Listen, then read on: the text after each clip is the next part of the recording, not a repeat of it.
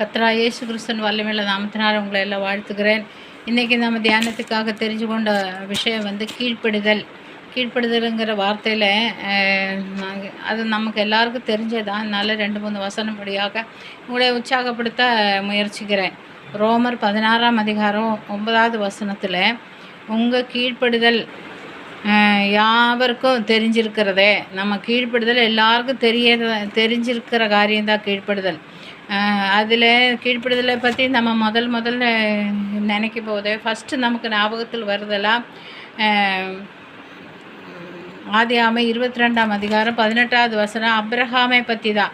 நீ என் சொல்லுக்கு கீழ்ப்படிந்த படியால் உன்னுடைய சந்ததியே நானே உன் சந்ததியை எல்லாம் பூமியில் உள்ள சகல ஜனங்களை பார்க்கலும் ஆசீர்வாதமாய் வைப்பேன்னு சொல்லிட்டு ஆண்டவர் வாக்கு கொடுக்குறாங்க.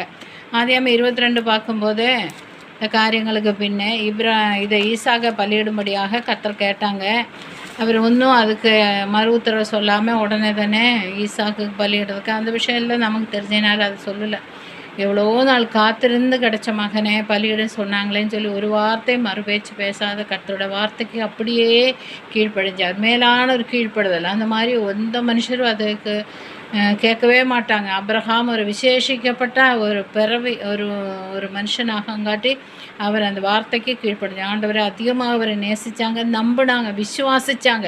அதனால் அவர் அந்த வார்த்தைக்கு கீழ்ப்படிஞ்சு அது செய்தங்காட்டி நீ என் வார்த்தைக்கு கீழ்ப்படிஞ்சனால உன்னை சகல ஜாதிகளை பார்க்கலும் நீ ஆசீர்வாதமாக இருப்பேன், உன் சந்ததியே நான் காப்பாற்றுவேன், ஆசீர்வதிக்கிறேன்னு சொல்லி ஆண்டவர் வாக்கு கொடுக்குறாங்கன்னு சொல்லிட்டு நம்ம பார்க்குறோம்.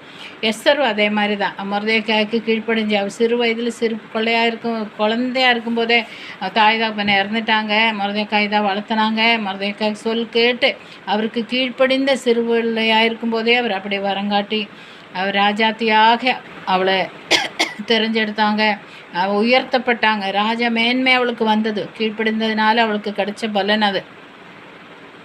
அதே மாதிரி தீர்க்கதரிசியின் மனைவி அவங்க பிள்ளைகளை எல்லாம் அடிமையாக பிடிச்சிட்டு போகிறாங்க. எங்களுக்கு பசியாக இருக்குது, பட்டினியாக இருக்குது, ஒன்றுமே இல்லை, தரித்திரமாக இருக்குது. உன்னோட ஊழியக்காரன் கடன் எல்லாம் வச்சுட்டு போயிருக்கிறாங்க. அந்த கடன் அடைக்க கடனாளிகள் எல்லாம் எங்களை தொந்தரவு பண்ணாங்க. என் பசங்க எல்லாம் அடிமையாக கொண்டு போகிறாங்கன்னு சொல்லிட்டு எலிசா இடத்துல போய் தீர்க்கதரிசி மனைவி முறையிடும் போது மனைவிக்கு உன்ன இடத்துல என்ன இருக்குது, ஒரு குடம் எண்ணெய் தான் இருக்குது. அந்த எண்ணெய் சரி அதிலோட அயல் பக்கத்துல எல்லாம் போய் பாத்திரங்கள் எல்லாம் வாங்கிட்டு வந்தேன். அந்த எண்ணெயை கதவு சாத்தி தாழ்போல் போட்டு பிள்ளைகளெல்லாம் சேர்த்து தாப்பில் போட்டு அந்த எண்ணெயை இன்னொரு பாத்திரத்தில் வார்த்துக்கு எல்லா பாத்திரம் நிறைஞ்சு போய் எண்ணெய் இன்னும் பாத்திரம் இல்லைன்னு சொல்கிறவர்களுக்கு பாத்திரம் அவளை பஞ்சத்தை மாற்றினாங்க. அந்த தீர்க்கதரிசி இந்த வார்த்தைக்கு அவளுக்கு கீழ்ப்படிஞ்சது. மறு உத்தரவு கேட்கல. ஏன் இந்த ஒரு குடம் தானே இருக்குது, அந்த பாத்திரத்தை ஊற்ற அதையும் தீரும் போயிடலோன்னு அப்படியெல்லாம் அவள் கேட்கவே இல்லை. அப்படி ஒரு கீழ்ப்படுதல் நமக்கு உண்டாகணும். நம்மளும் கீழ்ப்படிய கற்றுக்கொள்ளணும். கீழ்ப்படி மெதிச்சாதான் மேல்படிக்கு போக முடியும். கீழே இருந்தால் மேலே போக முடியும். மேலே இருந்து கீழே வர்றது ஈஸி, அதில் ஆசீர்வாதம் கிடையாது. கீழே இருந்தால் தான் நம்ம மேலே போவோம். தர மட்டத்திலிருந்து தான் மேல் மட்டத்துக்கு நம்ம போக முடியும். அதே மாதிரி சவுலினை பற்றி பார்க்கும்போது 1 சாமுவேல் 15ஆம் அதிகாரத்தில் 22ஆம் வசனத்தை பார்க்கும்போது கர்த்தருடைய சத்தத்துக்கு கீழ்ப்படுகிறதை பார்க்கிலும் சர்வாங்க தகன பலிகளும் கர்த்தருக்கு பிரியமாய் இருக்குமோ. பலியை பார்க்கிலும் கீழ்ப்படுதலை பார்க்கிலும் பலியை பார்க்கலும் கீழ்ப்படுதலும் ஆட்டுக்கடாவின் நனத்தை பார்க்கலும் செவி கொடுக்கறதே உத்தமம்னு சொல்லிட்டு சாமுவேல் சொல்கிறாங்க. சாமுவேல் வர்றதுக்கு முன்னால் பலியிட்டாங்க. அவ்வளோ ஒரு அவசரம் அவருக்கு. ஜனங்களெல்லாம் போயிடுவாங்களோ, என்னை விட்டு போயிடுவா, பிரச்சனை ஆயிடுவோன்னு பயந்துட்டு சாமுவேல் வர்றதுக்கு முன்னால் பலியிட்டுச்சு. அதுதான் அதனோட காரணம். உடனே சாமுவேல் அந்த வார்த்தை சொல்கிறாங்க, பலியிடுறது முக்கியமல்ல, ஆண்டோட வார்த்தைக்கு நீ கீழ்ப்படுறது தான் முக்கியம் அப்படின்னு சொல்லி கர்த்தரோட வார்த்தைக்கு நம்ம கீழ்ப்படும் போது அவர் எல்லாத்தையும் மாற்றி மறைச்சு நம்மளுக்கு நல்லதாக தருவாங்கன்னு சொல்லி நாம் பார்க்கலாம்.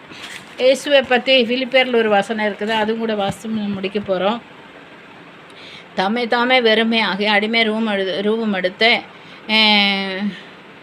ரூபம் எடுத்த மனுஷர் சாயலாக்கின அவர் மனுஷ ரூபமாய் காணப்பட்டும் மரண பரியந்தம், அதாவது சிலுவையின் மரண பரியந்தம் கீழ்ப்படிந்தவராகி தாமே தாழ்த்தினார். அதலால் தேவன் எல்லாவற்றுக்கும் மேலாக அவரை உயர்த்தினாங்கன்னு சொல்லி பார்க்குறோம்.